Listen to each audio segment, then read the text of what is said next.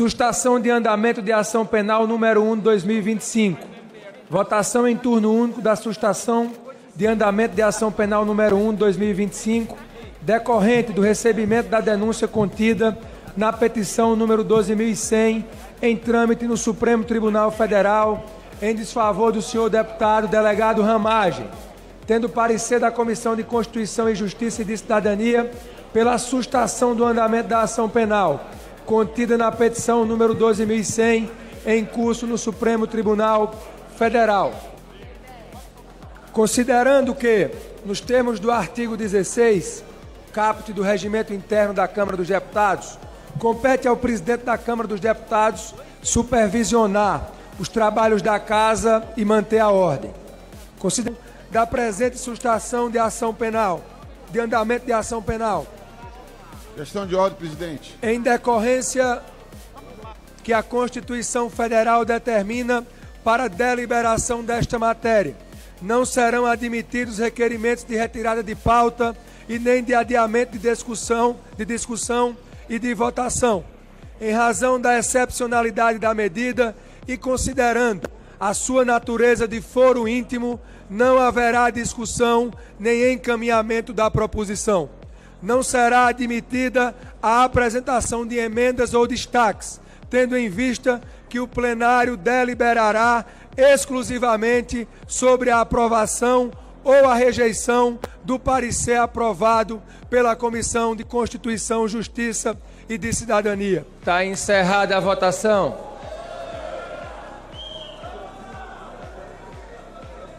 Sim, 315, não 143, abstenção 4.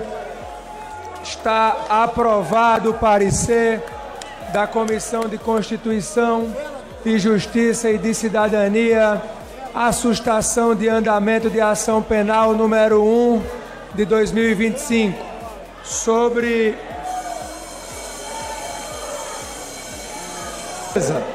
a resolução que consubstancia a decisão do plenário, a qual passo a ler.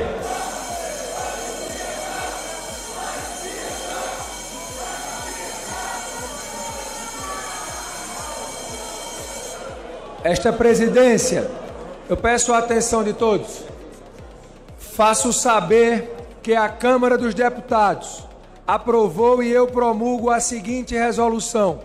Artigo 1º, fica sustado, nos termos do artigo 53, parágrafo 3º da Constituição Federal, o andamento da ação penal contida na petição número 12.100, em curso no Supremo Tribunal Federal. Artigo 2º. Esta resolução entra em vigor na data de sua publicação. Câmara dos Deputados, 7 de maio de 2025. Bem-vindos! Hoje o assunto é quente. Um verdadeiro cabo de guerra entre a Câmara dos Deputados e o STF. É isso aí, tudo por causa daquela decisão da Câmara de suspender uma ação penal contra o deputado delegado Ramagem. E a reação do Supremo não demorou, né? A gente vai analisar aqui a votação na Câmara, os argumentos que rolaram, a visão de ministros do STF. Basicamente, entender o que aconteceu e essas diferentes leituras, né? Exato. Ok, vamos desdobrar isso. Primeiro, a Câmara decidiu mesmo suspender a ação penal 1 de 2025? Ela está ligada à petição 12.100 lá no STF, contra o Ramagem. E o placar foi bem expressivo, né? 315 a favor, 143 contra. Poucas abstenções, só 4. Sim, a justificativa principal foi o artigo 53 da Constituição, a tal da imunidade parlamentar formal. Aquela que protege o parlamentar de processos durante o mandato. E teve também o parecer favorável da CCJC, a Comissão de Constituição e Justiça. O que chamou atenção, me parece, foi a rapidez. Foi aprovar na CCJC e, pumba, já para o plenário. Sem muita discussão, sem encaminhamento. Usaram lá uma brecha regimental, parece. Foi bem rápido mesmo. E aí que o STF entra na jogada, certo? Como é que eles viram isso? Bom, o que é fascinante aqui é que, segundo fontes lá de dentro, parte dos ministros considera essa decisão da Câmara inconstitucional. Inconstitucional? Mas por quê? A Câmara não tem essa prerrogativa. Tem, mas a questão é o alcance dela nesse caso específico. O ponto central do conflito parece ser esse. O ministro Cristiano Zanin, que preside a primeira turma, onde o caso tramita, Certo. ele mandou um ofício para a Câmara.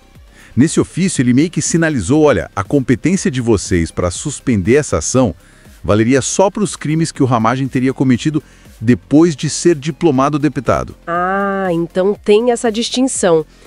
Que crimes seriam esses pós-diplomação? Segundo a denúncia, seriam dano qualificado e deterioração de patrimônio tombado. Coisas que teriam ocorrido já com ele deputado.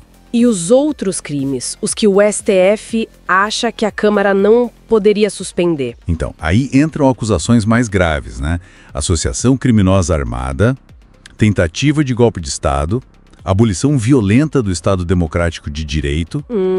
A leitura do STF é que esses teriam ocorrido antes da diplomação. Portanto, fora do alcance da imunidade parlamentar para fins de suspensão pela Câmara. Entendi, a lógica. Mas o texto que a Câmara aprovou, ele fez essa separação ou foi mais genérico? Pois é, aí que tá o pulo do gato, talvez. O texto é bem direto. Fica assustado o andamento da ação penal. Ponto final. Bem geral mesmo. Exato. E essa generalidade? Bom, ela abre margem para interpretar que a Câmara simplesmente ignorou a distinção do STF e mandou suspender tudo. E quais as implicações disso, se conectarmos isso ao quadro geral? Uma das leituras de alguns analistas é que isso poderia acabar beneficiando outros réus na mesma investigação, na petição 12.100. Inclusive, o ex-presidente Jair Bolsonaro. Poderia gerar um efeito cascata, sabe? Imagino que isso tenha gerado um atrito político enorme, né? Além da questão jurídica. Com certeza. Lá na Câmara, muitos deputados viram o ofício do Zanin como interferência do judiciário. O próprio Ramagem falou na CCJ que era perseguição, usurpação das funções do Legislativo. Aquele discurso de sempre, de invasão de competência. Exato. E por outro lado, isso levanta uma questão importante.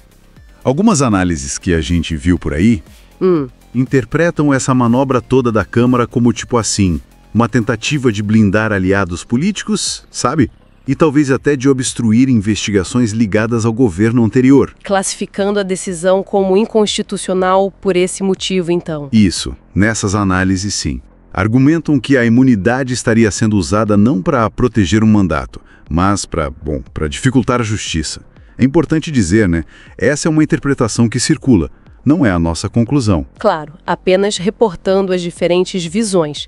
Então, o que tudo isso significa? O resumo da ópera é: Câmara usando sua prerrogativa constitucional com base na imunidade. E o STF dizendo, calma lá, essa prerrogativa tem limites, especialmente para atos anteriores ao mandato. Vocês talvez tenham passado do ponto. Perfeitamente colocado.